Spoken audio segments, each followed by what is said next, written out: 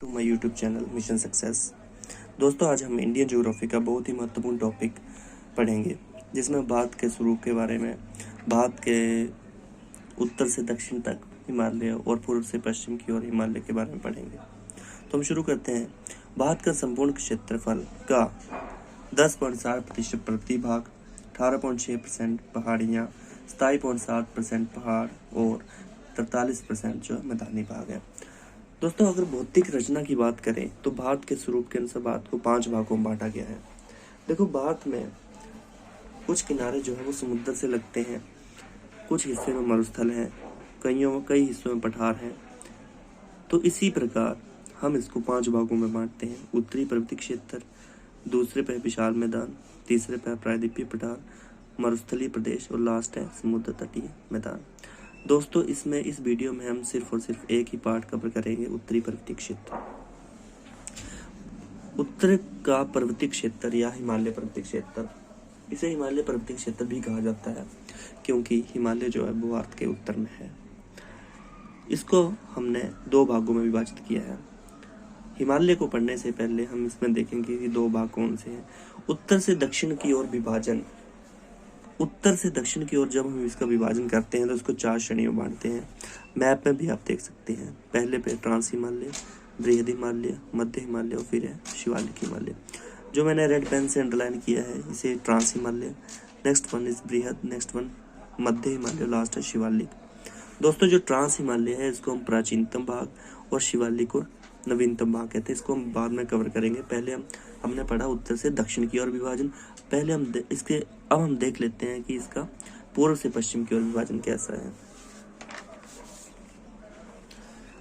दोस्तों, जब हम इसको पश्चिम से पूर्व की ओर देखते हैं तो इसे हम प्रादेशिक विभाजन भी कहते हैं। प्रादेशिक विभाजन इसको इसलिए कहा जाता है क्योंकि इसका जो विभाजन है वो प्रदेशों के नाम पे किया गया है। नंबर 1 है इसमें पंजाब हिमालय या कश्मीर हिमालय। इस हिस्से को हम पंजाब हिमालय, कश्मीर हिमालय कहेंगे, क्योंकि यहाँ पे कश्मीर और हिमालय है। आगे कुमायूं हिमालय, आगे नेपाल हिमालय, इसके लास्ट में असम हिमालय है।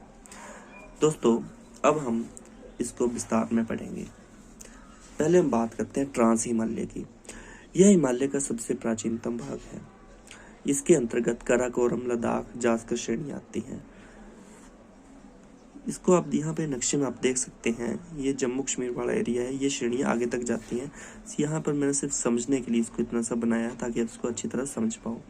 सबसे पहले बात करते हैं काराकोरम श्रेणी की।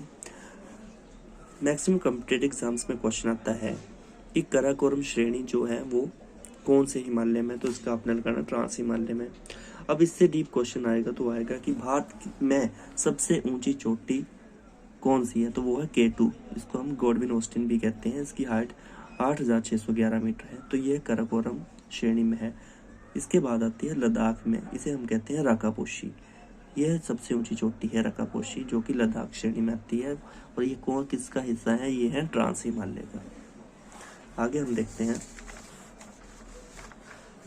बृहद हिमालय। दोस्तों, बृहद हिमालय का अन्य नाम हिमाद्री हिमालय, सर्वोच्च हिमालय या महान हिमालय भी है। अब इसको सर्वोच्च महान क्यों कहा जाता है, क्योंकि भारत की विश्व की सबसे ऊंची चोटी जो है वो माउंट एवरेस्ट है, इसी हिमालय में आती है। यह अब हम पढ़ेंगे। हिमालय की सबसे ऊंची पर्वत श्रेणी है।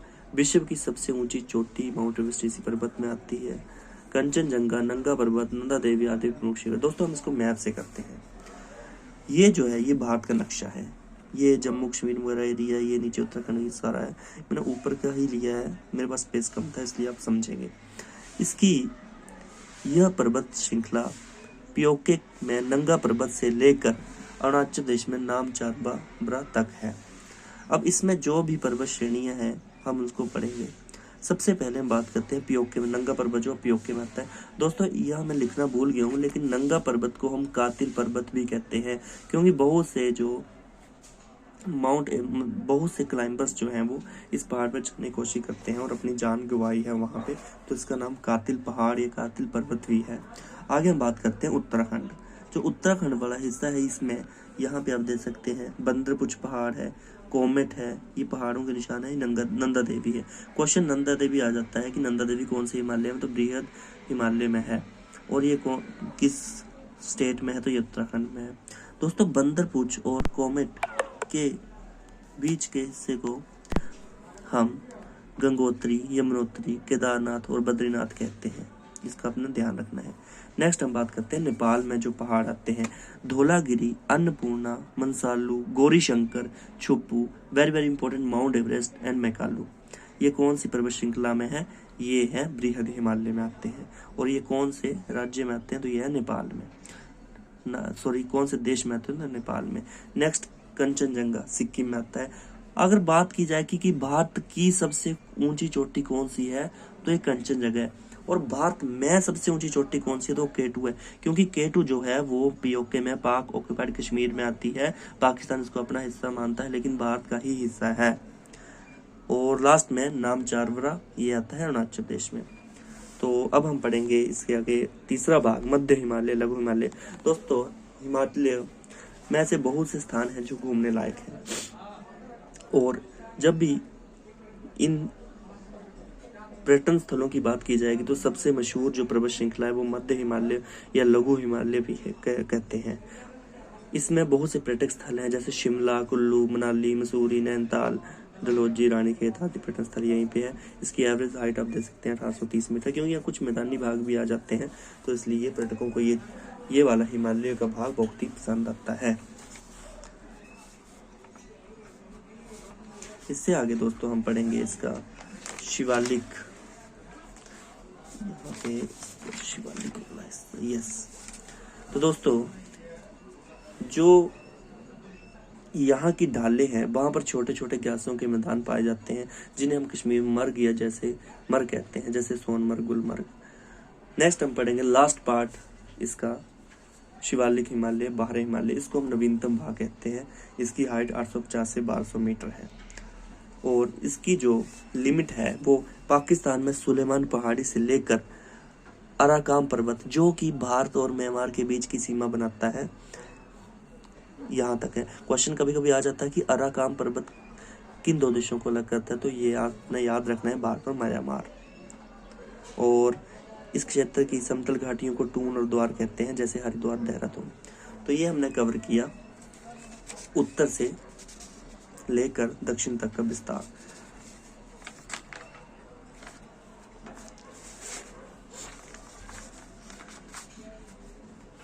दोस्तों अगर आपको ये वीडियो अच्छी लगी होगी तो इसको शेयर और कमेंट जरूर करें, और सब्सक्राइब करना ना भूलें।